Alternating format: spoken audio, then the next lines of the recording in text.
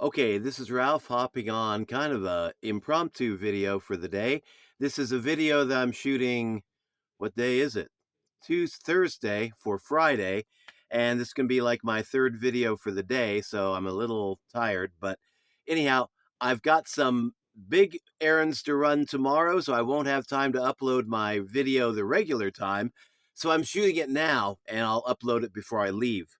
But anyhow, this is the three-card reading for the energy of today, which is going to be Friday.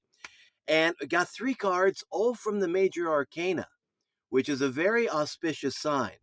The first card is justice, things working out as they should. So here we have the energy of the karma card. The energy that you put out into the world is the energy that comes right back to you. If you look at life with hope, with enthusiasm, with hope for a better future, then you are more likely to actually attain that reality in your life.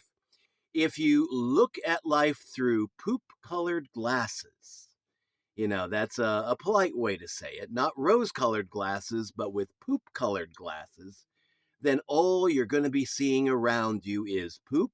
That is how you're going to be responding to life. That is how you're going to be reacting to life. That is the energy you're going to be putting out there into the universe. And surprise, surprise, that's the energy that's going to be coming right back at you. So the karma card, justice, is a good reminder to be mindful of what kind of energy you're putting out into your world, what kind of energy you're putting out in your life. And yeah, if you're putting a lot of negative energy out and life is just giving you a lot of negative energy back, that's why. So, might be a good idea to cut that stuff out and start taking off the poop colored glasses and not necessarily trade them in for rose colored glasses, but at least, wipe the crap off of those glasses and start seeing things through a different lens, a cleaner lens. So, yeah, that's the energy that we have here in this card, Justice, the Karma card. The next card for Friday is Temperance. And this is a card that speaks to balance. I see in this the energy of balance and healing, keeping things in check, keeping things in proper perspective. And I like the image of the angel, mixing water from one cup to the other. It's almost as if he's making like a doctor's brew. So that's where I get the feeling that if you're going through some sort of illness, if you're going through some sort of sickness, that I like to call this the recovery card. So yeah, keep your energy balanced. Again, try to focus more on the positive than you do on the negative. Negative things do happen in life. That's a given. But we don't have to dwell on it 24/7. We can choose to focus on the positive and show gratitude for the positive. And that's what the temperance card is saying here. Keep things in proper balance. Don't deny the bad things that happen in life, but don't dwell on them either. And then the last card here, the lovers. And this is a reminder that no matter what kind of relationship that you are in, we tend to apply the lover's card to love and relationships type readings. But this also has a lot to say about business, about family relationships, about relationships in general. If you are following the golden rule, doing unto others as you would want others to do unto you, treating people with love, treating people with respect, whether it's in a business setting or within a family setting or within a church setting or love in a relationship setting. If you're doing unto others as you would want others to do unto you, then again, you're putting out good energy into the world and you are creating situations that can come back and reward you at an unexpected moment in time. People tend to relate better with people that they feel they can trust, with people that they feel are honest, with people that they believe have their best interest at heart. And when you start putting that energy out into the world, that you're not just in the relationship for what you can get out of it. You're into the relationship for what you can put into it, for the good that you can do for other people.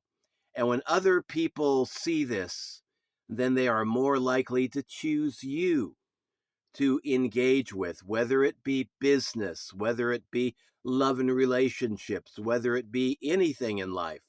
If you're putting out that positive energy, and I know we can't be 100% positive all the time, but if you try to focus on being more positive than negative and treat your human relationships, you know, by following the golden rule and putting that positive energy out, then yeah, you will begin attracting the right kind of people around you. And you will start to repel the wrong kind of people. Because our thoughts, there's Greg Braden does a lot of work in this. I first read about this in Napoleon Hill, in his book, The Law of Success and Think and Grow Rich. And he knew back in the 1920s, I believe it was, when he wrote those books and published them, that the brain is not only a receiver, but it is also a transmitter. And we have figured this out in the 20th century, the later 20th century, and now in the 21st century. They figured out that brain waves are electronic waves that go out into the world, and people pick up on these waves, not consciously, but subconsciously.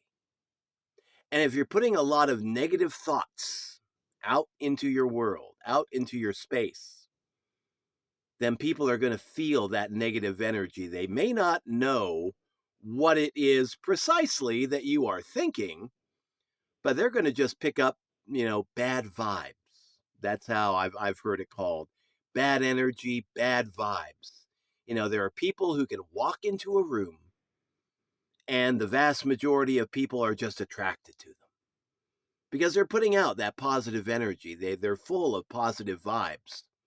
And there are other people that just are putting out so much negative energy that they walk into a room where everybody's happy and you can just see the negativity spread from one person to another like a bloody infection.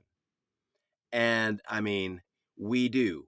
Our thoughts, they're not just things that happen inside our own head and affect only us. They're also things that radiate outward into the world around us.